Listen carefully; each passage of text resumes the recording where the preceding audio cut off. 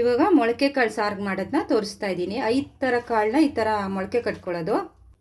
ಇವಾಗ ರುಬ್ಕೊಳ್ಳೋಕ್ಕೆ 2 ಟೊಮೆಟೊ, ಹಸಿ ಶುಂಠಿ, ಬೆಳ್ಳುಳ್ಳಿ, ಚಕ್ಕೆ ಲವಂಗ, ಕೊತ್ತಂಬರಿ ಸೊಪ್ಪು, ಈರುಳ್ಳಿ 1, ತೆಂಗಿನಕಾಯಿ ಸ್ವಲ್ಪ, ಇದಿಷ್ಟು ಹಾಕಿ ರುಬ್ಕೋಬೇಕು.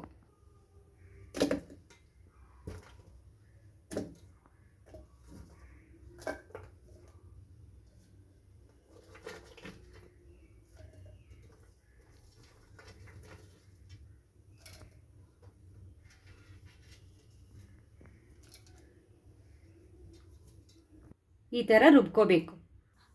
ಇವಾಗ ಕುಕ್ಕರ್ ಇಟ್ಟಿದ್ದೀನಿ, ಎಣ್ಣೆ ಹಾಕ್ಕೊಳ್ತೀನಿ. ಸ್ವಲ್ಪ ಎಣ್ಣೆ ಹಾಕ್ಕೊಳ್ಳಿ. ಈರುಳ್ಳಿ,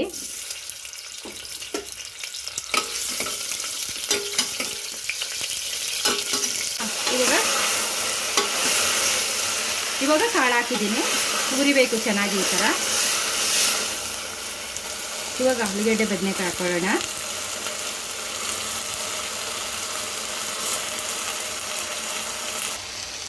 ಇವಾಗ ಮಸಾಲೆ ಎಲ್ಲ ರುಬ್ಬಿರೋ ಮಸಾಲೆ ಹಾಕೊಳ್ಳೋಣ. ಮೆಣಸಿನ್ಕಾಯಿ ಪುಡಿ 1 ಸ್ಪೂನು, 1 ಸ್ಪೂನು, ಧನ್ಯ ಪುಡಿ 1 ಸ್ಪೂನು, 1 ಸ್ಪೂನ್, ಆಮೇಲೆ ಸ್ವಲ್ಪ ನೀರು ಹಾಕಿ ಎಲ್ಲ ನೀರು ಹಾಕೋಣ. ಎಷ್ಟು ಬೇಕಷ್ಟು ನೀರು ಹಾಕೋಣ.